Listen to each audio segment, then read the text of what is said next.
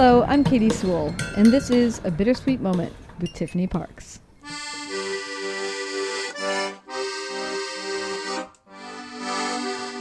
Hello and welcome to The Bittersweet Life. I'm Tiffany Parks, and this is your midweek Bittersweet Moment. Today I am continuing my mini-series on Italian weddings. Last week I talked about classic Italian traditions in weddings, things that were very common in the 20th century, a little less common now. Make sure you go back and listen to that episode if you haven't already, because it is fun and some of the things will come up in this episode as well. So today I'm going to talk more about my own wedding and specifically things that are very traditional in Italian weddings, but you're not going to find in American weddings and vice versa, and how an American bride and an Italian groom can come together and have a successful wedding and sort of keep both sides of the family content. It really wasn't as hard as all that, but I mean, the word bridezilla does not exist for no reason. You know, most brides, when they're planning their wedding, have pretty particular ideas about how they want things to go, how they want things to look. And when you're not in your own country and the things that you really want seem wildly unacceptable to your in-laws, things can come up. The very first thing that came to mind when I started thinking about this was the color black. Now, in the United States, as everywhere, black is a very elegant, very formal color and a very sophisticated color, and it is translated into weddings. And so lots of American weddings, at least in the past 20 years, have black elements in them. Black might be the color that the bridesmaids wear just to make it more elegant, or there might be black accents. Now, while I did not have my bridesmaids wear black, I did really want to have black envelopes for the wedding invitations. I had seen this on many wedding blogs, and black envelopes with gold calligraphy was just about the most gorgeous thing that I had ever seen. And I fell in love with this idea. And I went with it and I ordered, I actually made my own invitations. You know, I ordered the black envelopes and I was doing the calligraphy myself. And Claudio sort of stopped me as he was watching me work on this and said, "What are those black envelopes?" And I said, "Yes." And he said, You can't send black envelopes. Italians will think there's a funeral. They'll think someone has died. You cannot send a black envelope. And it really is true that in Italy, they don't exist. You cannot, beyond like making a black envelope yourself, I don't think you could find black envelopes to buy. Envelopes for deaths, things like that, they will generally be cream, but they will have a black stripe on one of the corners to let you know it's an announcement of a death or something like that. But the black envelope, he said, if my grandmother receives a black envelope in the mail, she's going to think someone died. So what ended up happening was I ordered cream-colored envelopes for all of the Italian guests, and I ordered the black envelopes for all of the American guests and other guests in other countries. That was one of the first compromises that had to be made. And luckily it was a true compromise. I got my way with my guests, quote unquote, my guests. He got his way with his guests. But the black issue came up again. Now, black was not technically one of my bridal colors. I would say they were sort of all shades of pink, from pale pink to fuchsia and gold. But there were black accents in there. And I think black and pink look very beautiful together.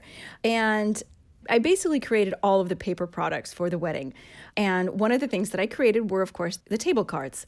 And our wedding theme, our very loose wedding theme, was art in Rome, because that's kind of what brought us together. And so all of the tables each table was dedicated to a famous work of art in Rome. And so I found postcards of each of these works of art, and I glued them onto black cardstock with gold edging. And they looked very elegant. I had little gold stands to hold them up on, and I'd written in that same gold ink on the card the name of the work and where it could be found. And I gave these to my wedding planner a couple days before the wedding, and she set everything up for me. And I kid you not, while I was getting my makeup done, we're talking about less than an hour before the wedding, I was not in the mood to hear about any of this kind of minute detail of my wedding. To me, I had planned everything just needed to be out of my hands at that point. And my wedding planner calls me. And she sounded so stressed out, and I thought, oh my God, what happened? Like the band is missing, or some horrible thing, like the caterer canceled. She says, Tiffany, I just set up all of the table cards on all of the tables, and I have to tell you, it looks, and the word she used was funerale. It looks like a funeral. And I just remember my extremely swift reaction. I said, keep the table cards. I like them. Goodbye. She said, okay, all right. I can't even believe that that she would call me about that. But otherwise, she was a good wedding planner. But that was her Italian side showing. Anything that's black, apparently, is too funerale for an Italian wedding. And also the color purple.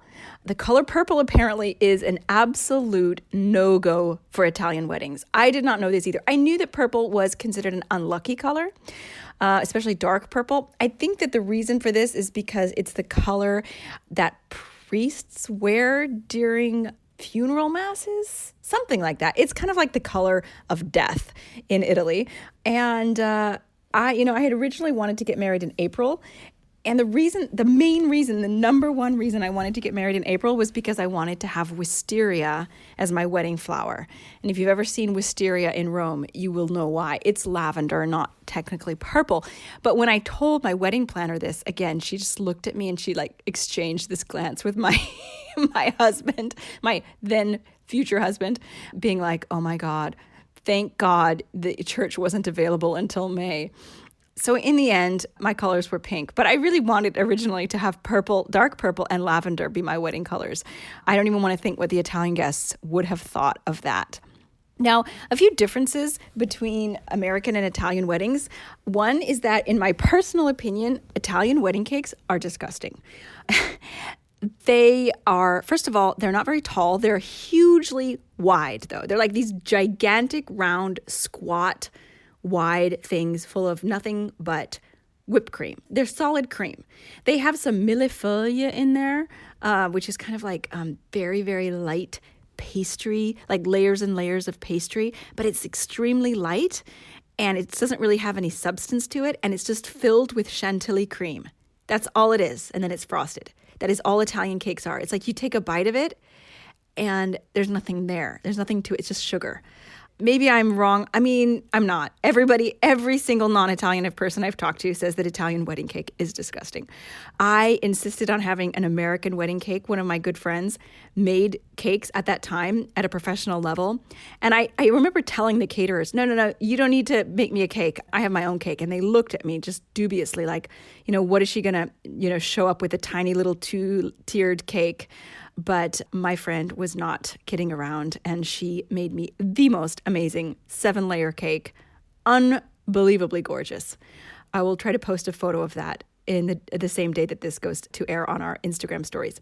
And it was amazing, and it was chocolate. Oh, here's another little thing where Italian and American traditions went wrong. As those of you who are listening from the United States know, in the United States, it is very traditional that the top layer of the cake, which is usually a small layer, is preserved and frozen, and the couple generally eat it on their 1-year wedding anniversary. I had my friend particularly make a certain type of cake for the top level that I really love. I think it was red velvet. There were a couple of layers of the cake that were false, as usually there are if you want a big wedding cake. The caterers knew which cakes to cut into and which cakes not to. And of course, as I requested, the top tier was not touched, and it was put into a box and refrigerated. We slept at the reception location because it was also a hotel. And the next morning, as I was, gathering my things up, and, lots of people came, my in-laws and my mother, they came to the location to sort of, help us out and see us off. Not that we were going anywhere because we stayed in Rome for the next week. But I had the cake in my hands in a big box, and I gave it to my father-in-law. And I probably didn't explain to him exactly what he needed to do with it. I should have explained. But I just assumed he would take it home, and they have a very big freezer, and they would just freeze it for me, or at least put it in the fridge. My father-in-law sent it down with his brother to Salerno, to his mother, as a gift, because she wasn't able to make it to the wedding. He sent my top tier of my wedding cake to his mother. And Italians hate American cake, so she probably didn't even eat it. I was crushed. But not so crushed as I was when I discovered that my mother-in-law threw my wedding bouquet away. I gave it to her for safekeeping the night of the wedding, and there was a silk flower in it that I had ordered off of Etsy that had a photograph of my husband in the middle. And she threw that away too because she didn't realize it was not a real flower. But I digress. I'm not gonna dredge up all of those negative things because the wedding was a dream. It truly was. But occasionally there are these things. I mean, if you were to give in the United States your wedding bouquet to your mother-in-law after the wedding, she would know that she was supposed to dry it, hang it upside down so that you could keep it. Alas, that did not happen. In Italian weddings, food is a huge deal. You could say in all weddings, food is a huge deal, but no. In Italian weddings, it's a huger deal. In a typical American wedding, I mean, it's there's sort of the debate. Do we have a sit-down dinner or lunch, or do we have a buffet? And a lot of people opt for a buffet if they're trying to save money. In an Italian wedding, you get it all. You get the finger foods. The very first thing that happens at the beginning of a reception is the waiters are handing out little canapé. And those can be significant. And usually some Prosecco. Then you have your buffet. And a lot of times, if there are American guests at an Italian wedding, they just naturally assume that the buffet is the meal. We had our buffet, we had our aperitivo finger foods on the rooftop terrace of the location, and then we had the buffet in this beautiful cloister inside, because it was originally a monastery, the location we got married, which was Hotel Donna Camilla Savelli, if you're interested. It's a beautiful place if you're looking for somewhere to get married in Rome.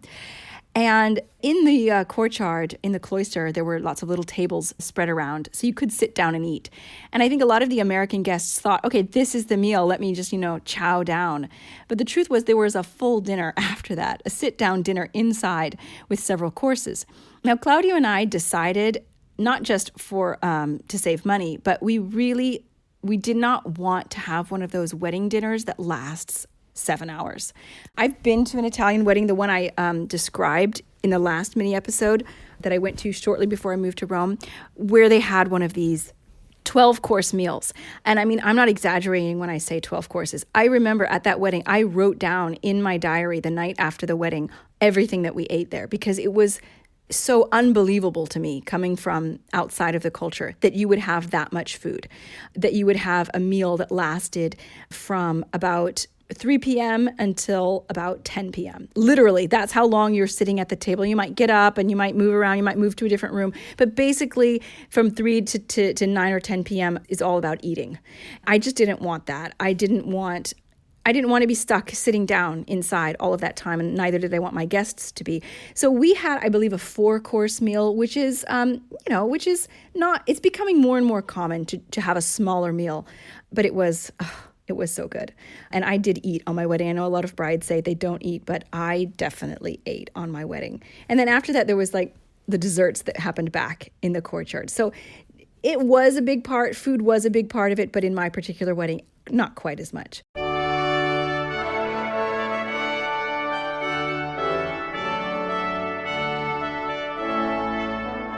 That's all we have time for today. When recording this episode, I didn't realize how much I had to say about the differences between Italian and American weddings and my own experiences with them. So we're going to continue this talk next week. So be sure to join us for our next Bittersweet moment, where I will continue the funny and sometimes ridiculous stories of trying to organize an American wedding in Italy. Thanks so much for listening. Join us again.